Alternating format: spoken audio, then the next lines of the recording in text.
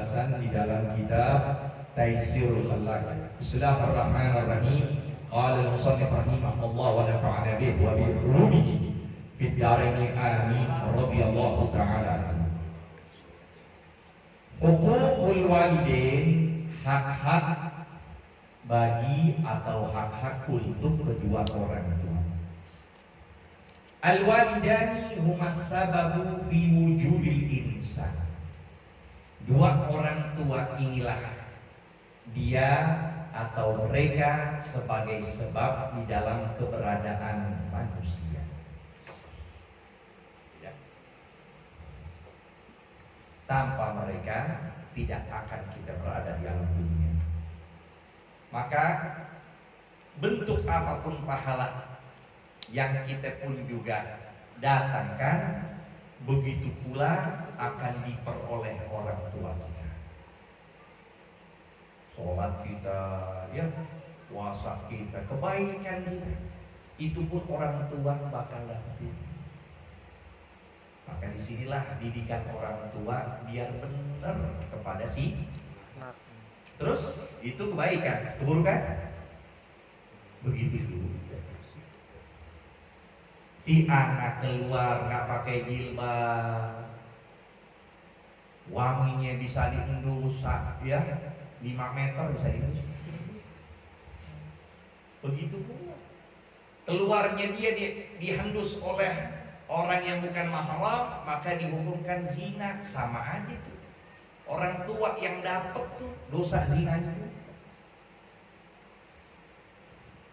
Maka di sini kita akan bahas bagaimana pentingnya orang tua kepada si anak. Laula ana'uhuma, kalau seandainya tidak ada kelebihan dari keduanya, mastarah, maka si anak tidak akan merasa senang. Walaula syaqa'uhuma, kalau tidak ada keletihan juga, payahnya kedua orang tua, mata nakam, maka si anak tidak akan merasakan nikmat. Maka disebutkanlah, diperincikan bagi kedua orang tuanya itu akan tugas mereka masing-masing. Amma ummuhu, adapun ibunya, fahamal hukurha, maka ibunya itu membawa di perutnya itu si anak kurha dalam keadaan letih. Kemana aja dibawa sama dia. Ada yang 9 bulan, ada di bawah 9 bulan, ada yang 10 bulan, 11 bulan. Ya. Imam Syafi'i, lebih lama Imam Syafi'i, 4 tahun. Dibawa oleh ibunya 4 tahun. Imam Syafi'i itu ibunya hamil 4 tahun. Umur manusia 9 bulan. Wawaat, udah ngebawanya letih, ngelahirnya letih juga. Kadang dia normal, kadang dia sesar. Enggak normal, enggak sesar. Yang letihnya siapa yang sakitnya? Ibu.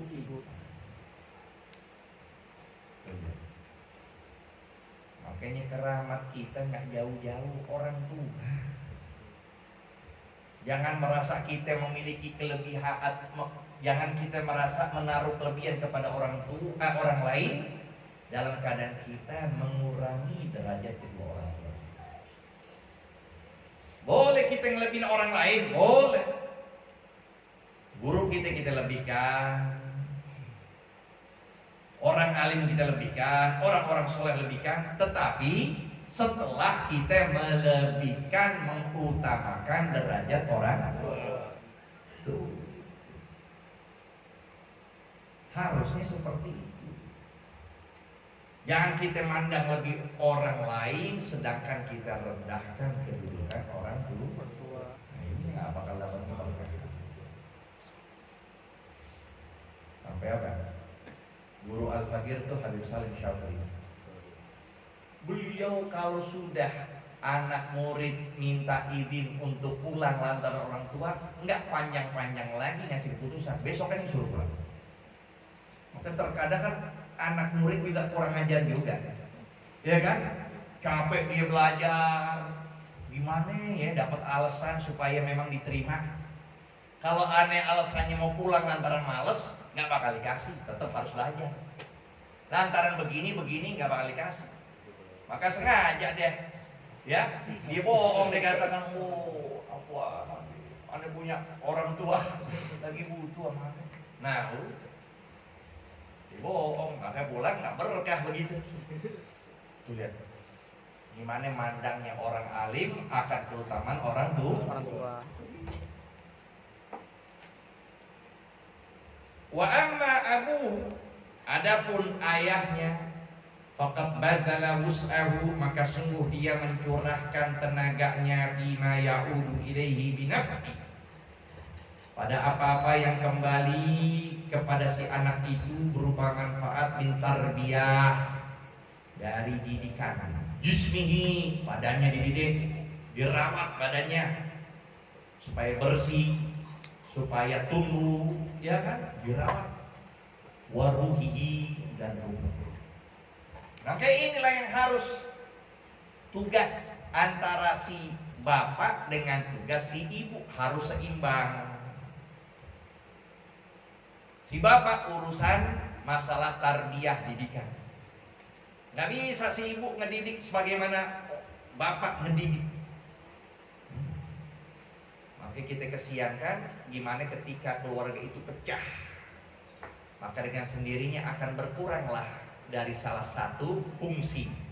Si ayah bakal berkurang dalam mendidik, si ibu merawat pun juga bakal berkurang. Maka tumbuhlah anak itu dalam keadaan yang ada di sekitarnya, ya, almar'u bintu bi'ati. Seorang itu adalah anak dari lingkungannya. Lihat lingkungan kita, terbentuklah tuh anak, nggak ada didikan. Kanan kirinya demen nongkrong, kanan kirinya demen main obat, ya bakal terjadi tuh anak. Kalau didik, si ayah didiknya gimana, satu sama lain memiliki tugas masing-masing. Maka dimanapun lingkungannya, dia bakal tumbuh dengan keadaan sempurna, yang mana dia akan mengikuti orang tuanya, yang manapun di situ dia akan dididik dengan didikan yang baik. Maka didikan ruh inilah yang lebih inti, yang lebih penting. Jangan hanya kita melihat, memperhatikan bentuk tubuh kita, sedangkan roh kita kosong. Roh kita buta, roh kita dalam keadaan kering. Ulama menyatakan aqbil ala ruh wastaqmil fadailaha fa anta birruhi la bil jismi insan.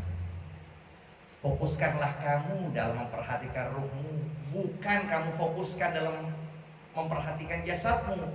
Dikarenakan engkau manusia dengan roh, bukan dengan jasad. Manusia itu dikatakan dengan ruhnya, bukan dengan jasad. Apa maksudnya? Kita bakal mati 60 tahun, selesai umur kita 70 tahun, jadi apa itu? Jadi apa? Jasad kita tulang belulang sudah. Tapi roh kita hancur gak? Gak bakal hancur. Roh kita yang akan naik ke hadratullah, terus naik. Bagi mereka yang beriman, mereka mengamalkan amal kebaikan. Dan bagi mereka yang mendapatkan, ya, melakukan keburukan, rohnya bakal tersiksa. Nah, selalu gentayangan. Gentayangan, malam Jumat lagi nggak gentayangan. Lu terikat sudah, nggak ada. Kalau orang berbuat kebaikan, betul, mereka akan pergi kemana-mana. Dan itu yang bisa kita ambil pelajaran dari peristiwa Isra Mi'raj. Nabi bertemu para anbiya kan? Bertemu kan? Mereka ketika bertemu dengan Nabi dengan jasad atau dengan roh saja? Ruh. Berarti menunjukkan di sini ruh bisa berjalan kemana-mana bagi orang-orang soleh. Tapi orang-orang kufar, orang-orang yang tinggalin sholat dan sebagainya, rohnya bakal terikat. Dan di situ bakal siksaan yang amat pedih di alam barzakh. Ayah kita didik kita gimana? Dari makannya, dari minumnya, dari cara duduknya, dari semuanya.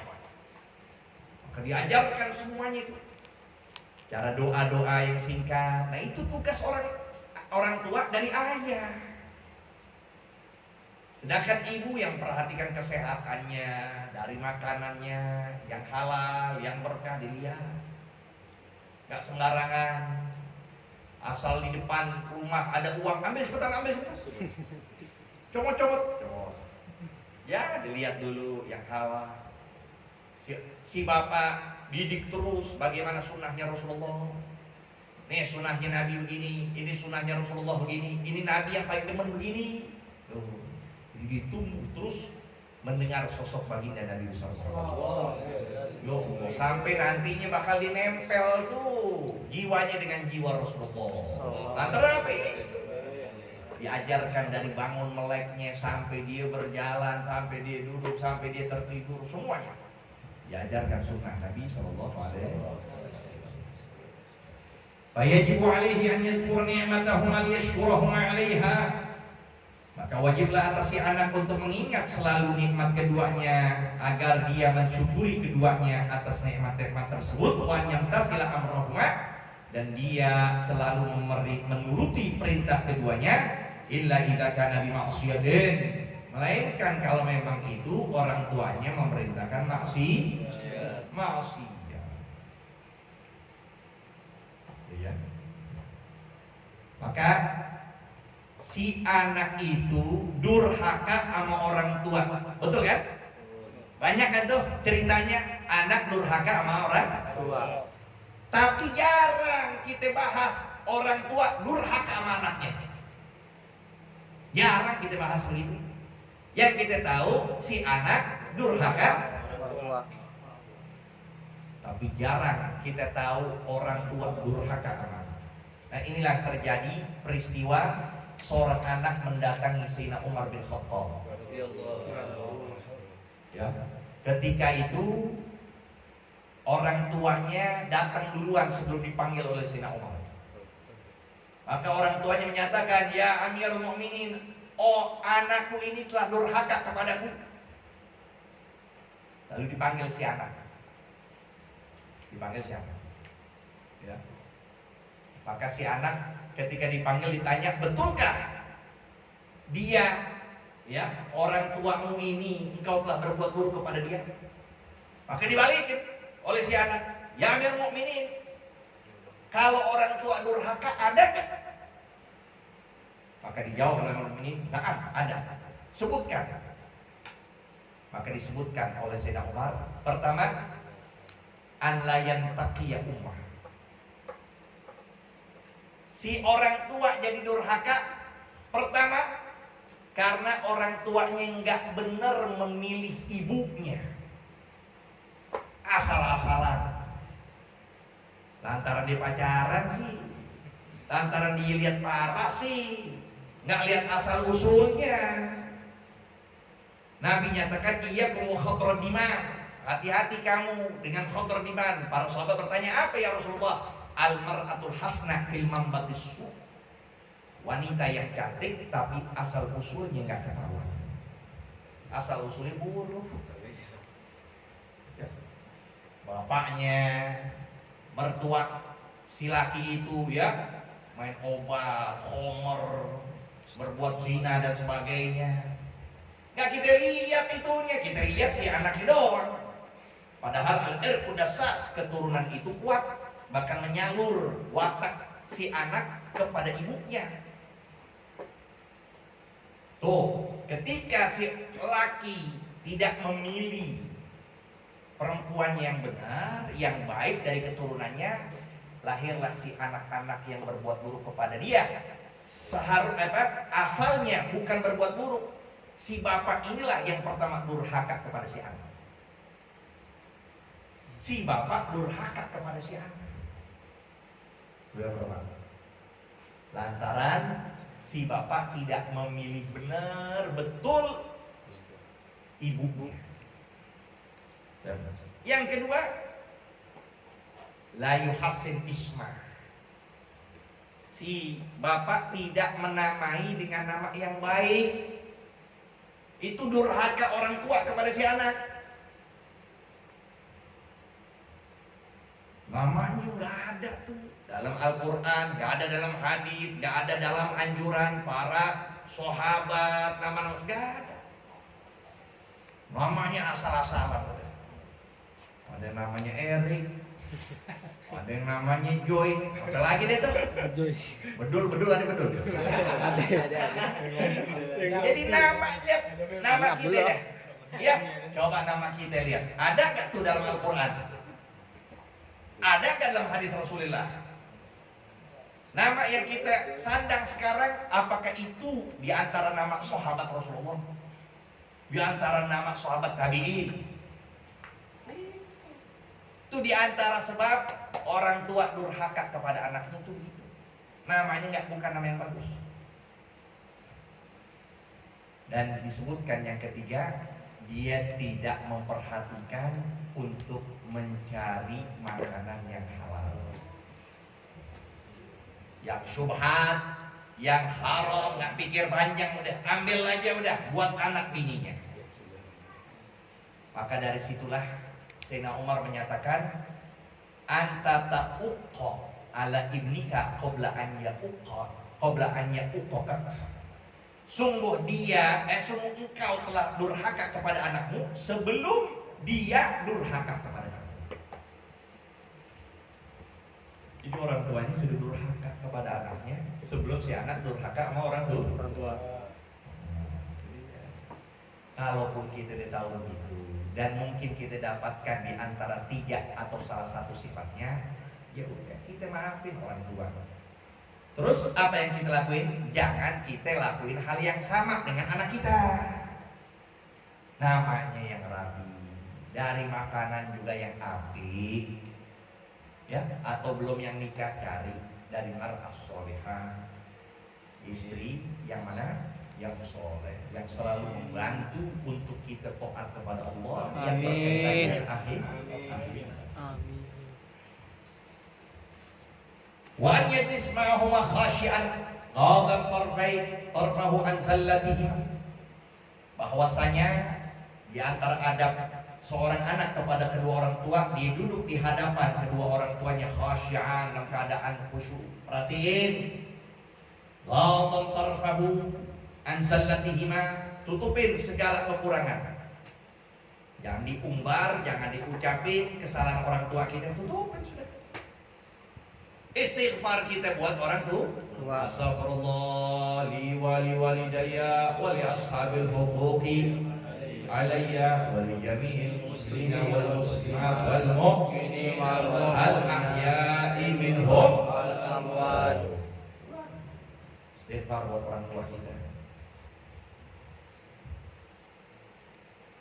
Wa an la yudhiyahuma walau biqauli uffin, dan janganlah seorang anak itu menyakiti kedua orang tuanya sekalipun dengan ucapan uff. Arti ucapan uff yaitu dengan mengucapkan ah. Ya, Din, sini Din. Udah doang. Peleng tuh. Udah ucapan uff itu nggak boleh. Udah ucapin saja nggak boleh. Jangankan kita ngucapin kita lagi sholat sunnah. Lagi sholat sunnah, dipanggil, batalin. Saking penting perintah orang tua. Panggil, lagi sholat sunnah, batalin. Walau biqauli uff wa alla yutil jidalahuma, dan jangan memperpanjang berdebat kepada keduanya. Udah ngalah aja udah. Lebih baik. Karena apa? Dalam Islam itu nggak ada yang namanya keadaan kalau kita lakuin nanti bakal terulang sama. Nggak ada. Tapi yang ada kalau kita lakuin satu kebaikan, maka akan dilakukan pula kepada anak kita 10 kebaikan. Kalau kita berbuat bakti kepada orang tua kita biasa, nanti anak itu yang lebih luar biasa kepada kita.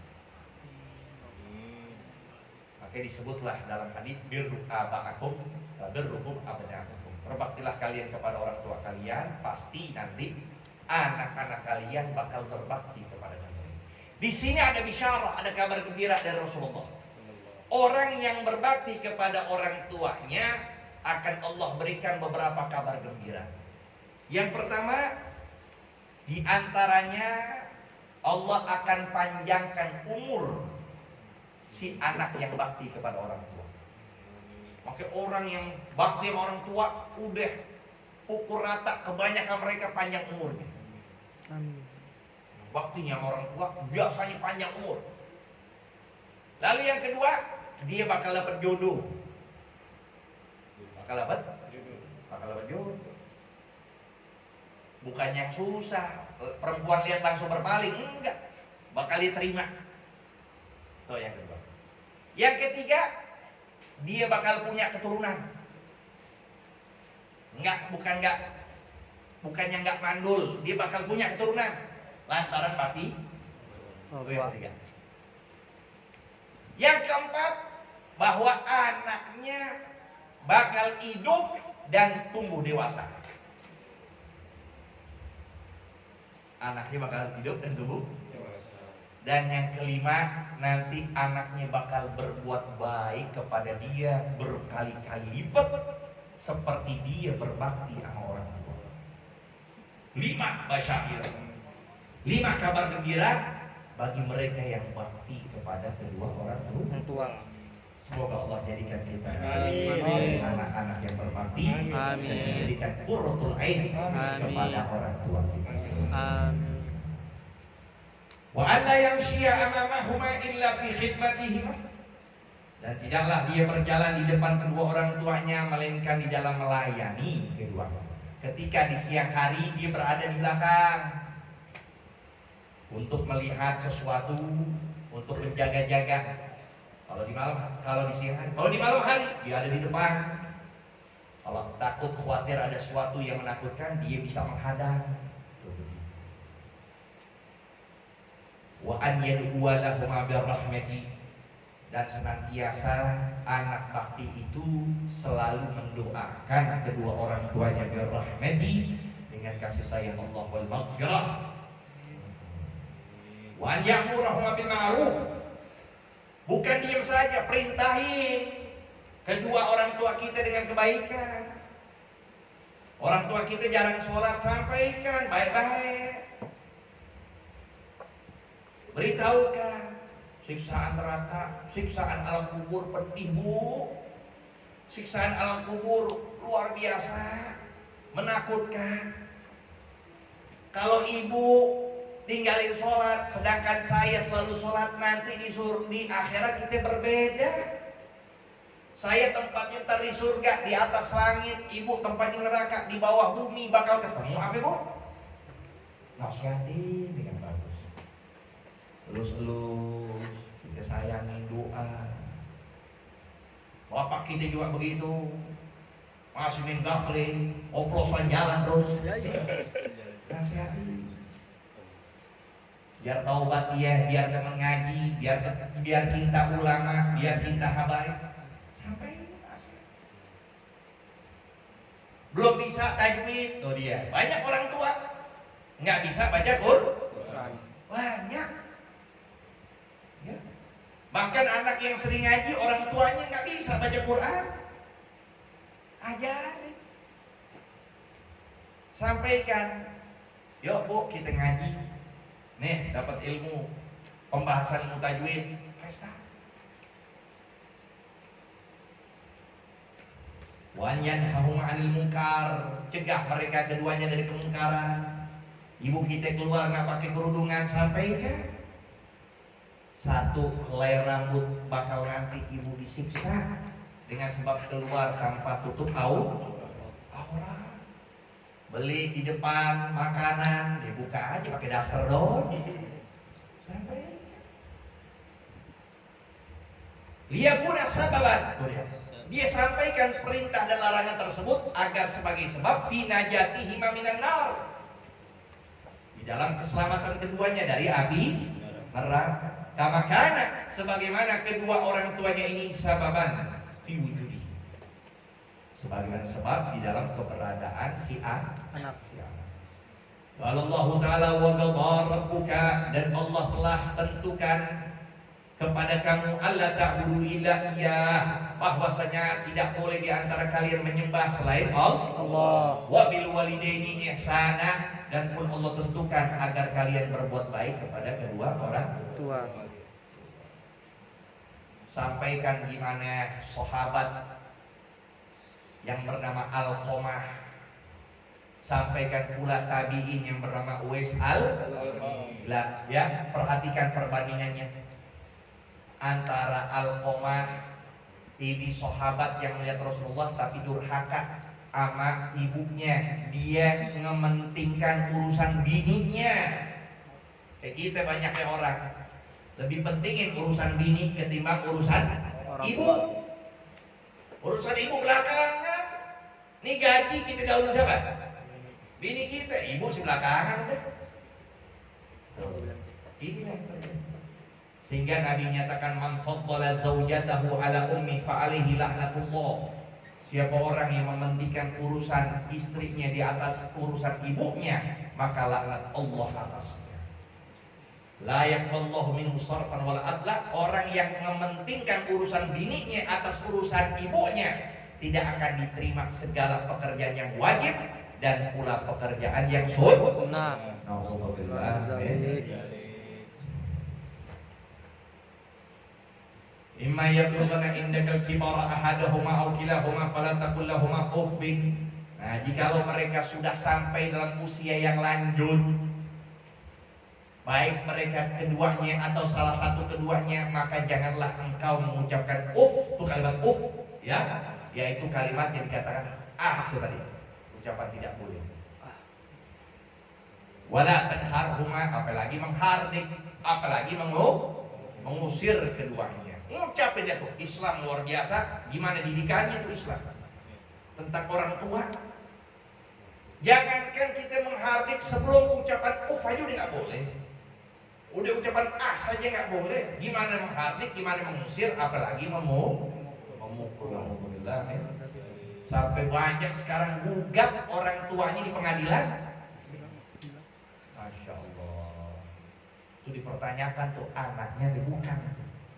Mungkin di luar nikah, mungkin di luar nikah, bukan anak yang halal itu. Sampai gugat orang tuanya lantaran warisan, sampai dimasukin penjara orang tuanya, sampai bisa girang, senang. Nggak ada hukum karma, yang ada begitu. Durhaka si anak akan terjadi berkali-kali lipat kepada anak keturunan. Kita ngomong saja sama orang tua, nanti kita punya anak cucu lebih dahsyat lagi durhakanya. Wa qul lahumā qawlan karīmā, katakanlah kepadanya dengan perkataan yang lembut mulia. Wakhfid lahumā janāha dhulli minar rahmah, tundukin jiwa kamu biar tawadhu, biar rendah hati kepada orang tua.